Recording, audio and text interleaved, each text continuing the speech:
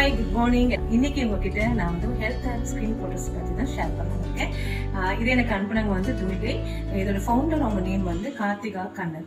இவங்க வந்து எனக்கு ரொம்ப நாளைக்கு முன்னாடி இந்த ப்ராடக்ட்ஸ் அனுப்பிச்சிட்டாங்க. பட் என்னன்னா அவங்க வந்து இந்த ப்ராடக்ட்டை யூஸ் பண்ணிட்டு அதுக்கப்புறம் ரிவ்யூ சொன்னா போதும்னு சொன்னாங்க. அதனால தான் இவ்வளோ லேட் ஆச்சு.